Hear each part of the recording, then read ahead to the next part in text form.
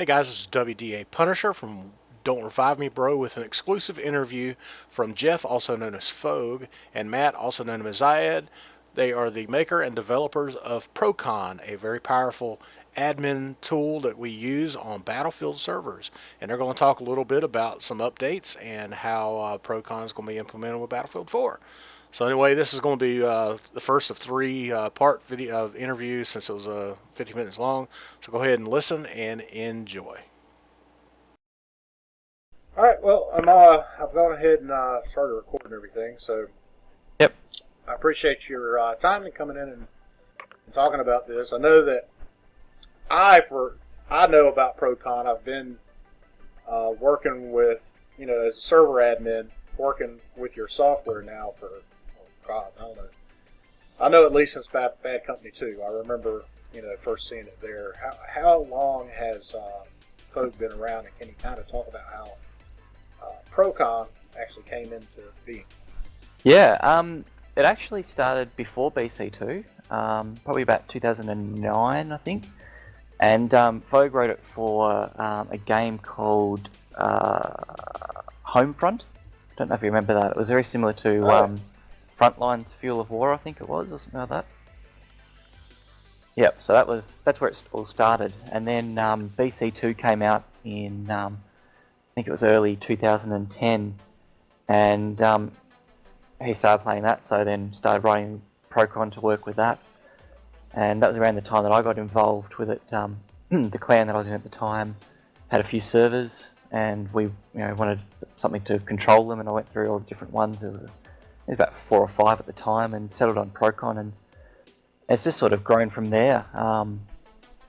Once we got plugins functioning as a proper thing, that's when it really took off, just because it allowed people to come in and write their own little programs to do really cool stuff with the servers.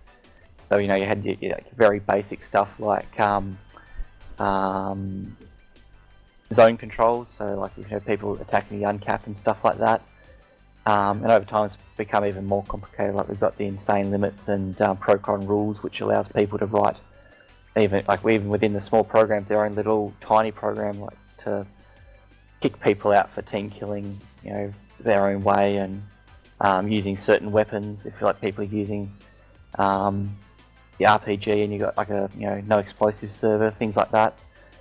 So it's really grown mainly probably through the plugins. That's probably been the biggest thing that's set us apart from the other different programs. Yeah. And it keeps growing. It's been good. I've like I said, I've been using Procon since Bad Company 2, and it's been the one thing that seems to have maintained itself, and it's something that I've seen that has like you were talking about, the community's just really been involved in it. Yeah. With all these different plugins, and it's it's really good. Let me ask you. I'm also, as a server admin, I use Metabans. Mm-hmm. What is your relationship with Metabans? That's another one of Phogue's little creations. I'm not sure why he came up with that, but one day I think he's had the idea of like a central sort of bands system that was a bit more user controlled rather than the very locked in version of Punkbuster, and it got very popular very quickly. And one of the other guys that was sort of working on it, Black, I think it's iBlack or just Black. Can't remember his full name. I think it is iBlack, yeah. Yeah. He sort of decided to take it over as its own little entity. So that sort of split away from Procon a bit, but it was initially basically part of Procon. Or not really, like the Procon team, I suppose. Oh, okay. Yeah, I know that, one of the things that I've tried to use, because Metabans, to me, is truly the only real way that you're going to beat a hacker. There's just so many ways that they can get around Punkbuster, and even with PB bans and GGC stream. The Metabans, because it's community driven, and provided that you use people that are sensible about hackers, and that they don't constantly ban people that are just good. But there is some reputable people that are on Metabans that are good about banning true hackers. And I'm telling you, I just really think Metabans is really one of the only true ways to beat them at definitely. Because that's one of the interesting, I suppose, differences is Phogue never envisioned it to be permanent bans, mainly because of that situation. Because you're putting the admin in control of the ban, there are a lot of potentials for abuse. So, like you said, if somebody is just a really good player, they get banned, and then suddenly they're banned off, maybe not just 2 or 3 servers, but maybe a couple of 100 servers. So that sort of ability for admins to follow only the admins that they trust has worked quite well, I think, because it does add that extra layer of protection from just the very ban happy admins that are around, and I think we've all come across them once or twice. But I've even seen a few communities on Battlelog, which are basically like little admin communities that all work together with Metabans and stuff like that to have like-minded bans on their servers. And then you can also tee it in with a few different programs, or plugins that we've got, like automatic cheat detection, which I think they query against Battlelog and things like that to see what the player's actual KDs and accuracy and stuff like that is, and if there's a large mismatch between those sorts of things and what they're actually doing in a server, it can trigger a few alerts. So yeah, it's quite a good little system. Oh yeah. And Punkbuster even got go ahead, I'm sorry. Punkbuster got a little bit stuffed up recently. I don't know if you're aware of that. There was a new hack going around which wasn't actually detectable by Punkbuster. So that sort of brought Metabans into its own new little world even then. Yeah. Well, I know. I've played, and even now, as proactive as EA or DICE or whoever's controlling the bans on Battlelog, as proactive as they said they were going to be. I continue to see people that I know are blatant hackers that are still online, and because they're bypassing Punkbuster, and truthfully, the Battlelog people are proactive at truly banning people. They'll shut their Battlelog down, reset their stats, but they're still hacking. Well, that's the problem with those systems. They're absolutely brilliant, and I don't really envision them going away anytime soon. However, the ban is down to a bit of software detecting something on their computer. That is the whole premise of it, and if they can get around that, the whole system goes belly up. So having that admin interaction sort of, I suppose, prevents that, which is good. Yeah, I definitely agree. Okay, so what is the latest with Procon as far as your implementation with Battlefield 4? And kind of tie on to that, how open has DICE been with giving you access to servers, that kind of thing, to test what you've had? Or does it have, has it just been totally by chance, with the beta coming out and just having access then? Or can you explain through that a little bit? Yeah, a bit.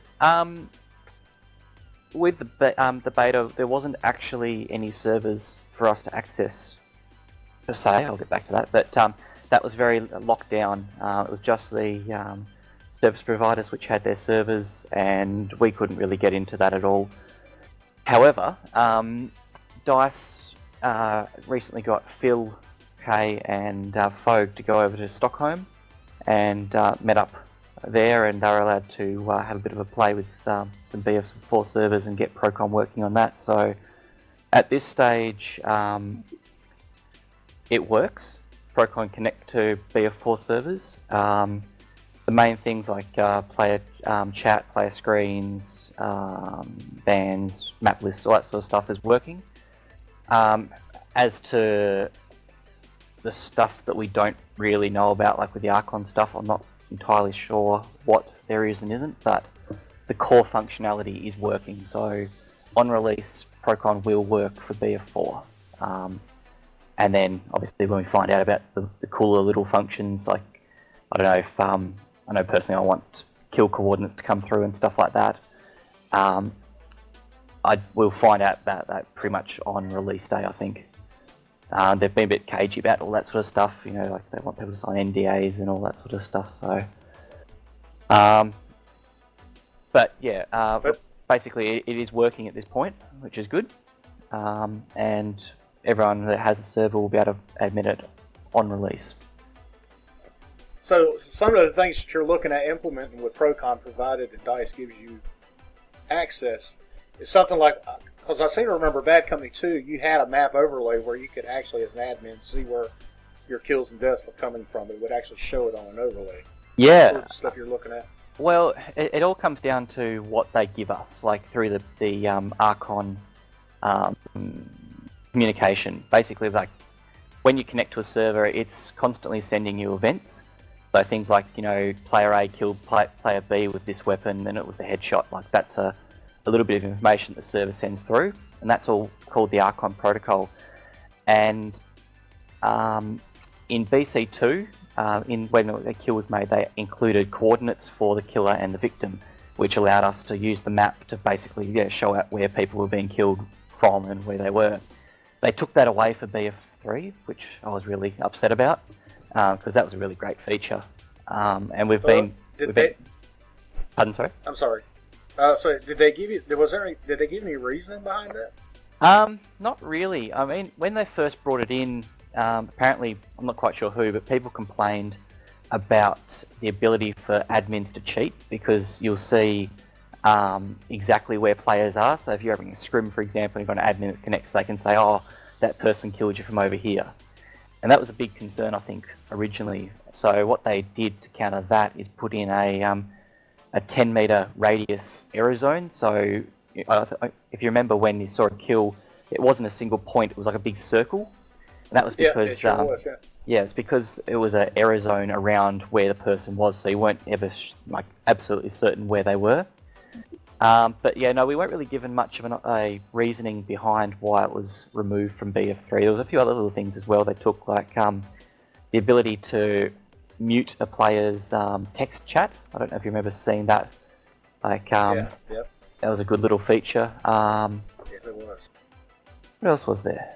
There are a couple of things I remember they just sort of took away without giving a good reason as to why. But in the lead up to BF4, we actually put up a big wish list of what we want to see in the Archon. So we're hoping that they take notice of that, and over time we'll actually implement some of those features. And one of them is the kill coordinates to come back. So fingers crossed, in the future we might see it. I can't promise anything, but I'm certainly hoping. Yeah, that would definitely be nice to have. That was definitely something that I really liked. Well, you get that whole base protection, which was the thing that so many people wanted to say. Base rape was a thing that never really happened again. Yeah, and in Battlefield 3, I don't ever really recall having that issue.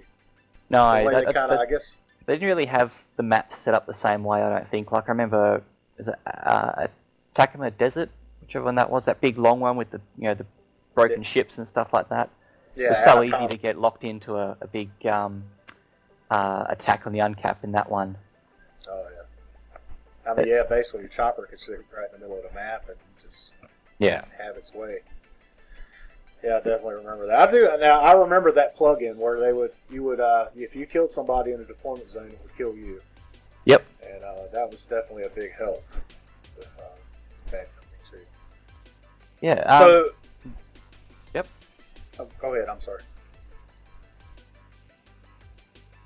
The other thing that is in the works at the moment is Procon 2, which has been talked about for ever.